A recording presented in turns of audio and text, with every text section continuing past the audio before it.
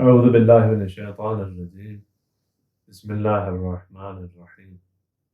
الحمد لله رب العالمين، والصلاة والسلام على سيد الأنبياء والمرسلين وعلى أهل بيته الطيبين الطاهرين المعصومين. ماہ مبارک رمضان شہر اللہ بالبرکت والرحمت والمغفرہ، خداوند متعال کا رحمتوں، برکتوں اور مغفرتوں والا مہینہ کہ خداوند متعال نے ہمیں زندگی میں یہ سعادت نصیب کی ہے کہ ایک دفعہ پھر ہم اس مہینے کو درک کریں، اس کی فیوزات اور برکات سے بہرہ مند ہوں۔ ماہ رمضان کا مہینہ دو بہاریں ہیں۔ ایک بہار دلوں کی بہار ہے کہ ربیع القلوب ہے۔ جس طریقے سے زمانہ زمین پر اثر انداز ہوتا ہے، جس طریقے سے زمانہ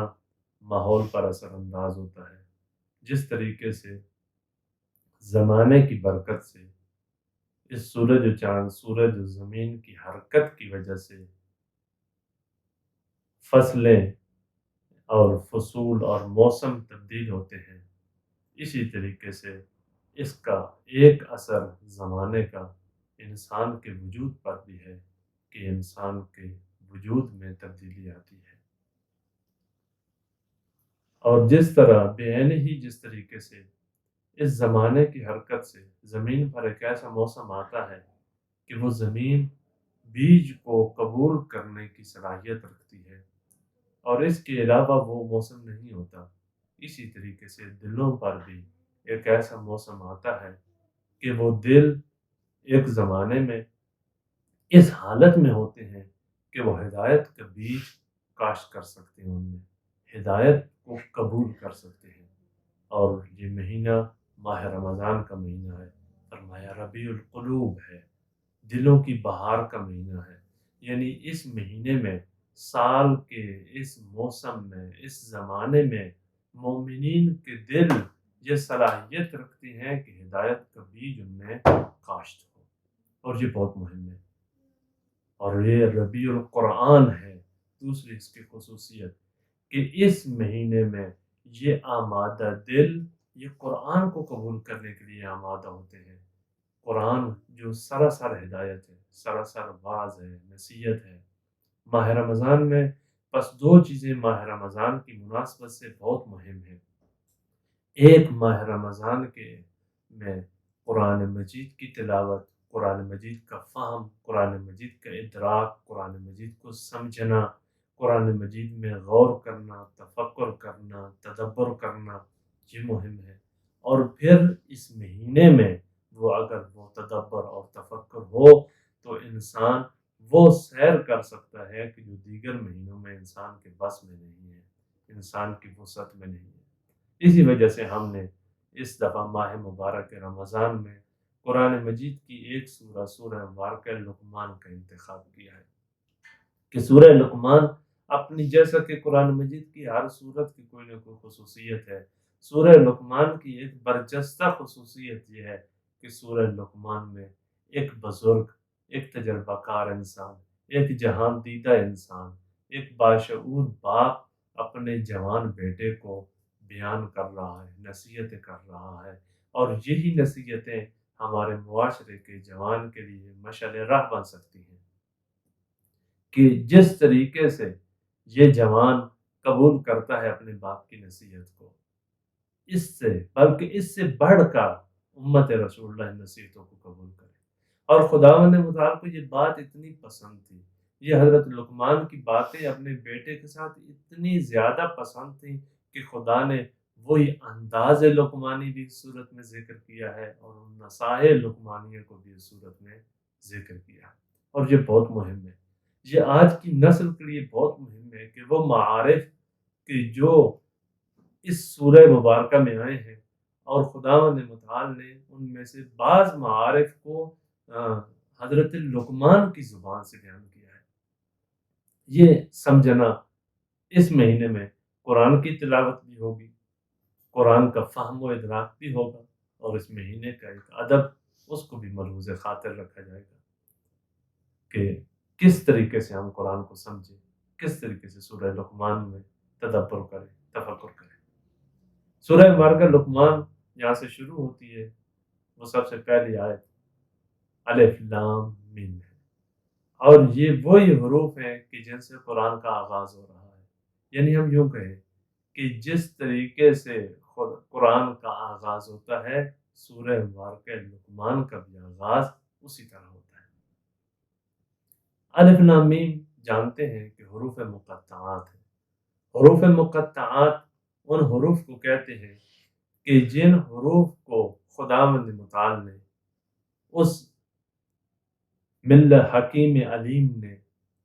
اس لوح محفوظ کے وارث نے لوح محفوظ سے اپنے پیغمبر کے قلب پر اتارا، اور قلب پر اتار کے یہ راز قلب پیغمبر اکرم میں کے درمیان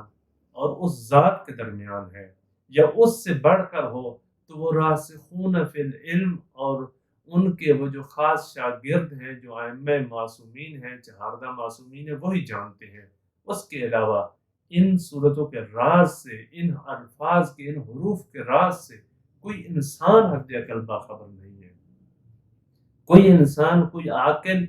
فکر اور تدبر کر کے سوچ کے ان تک نہیں پہنچ سکتا، کیونکہ یہ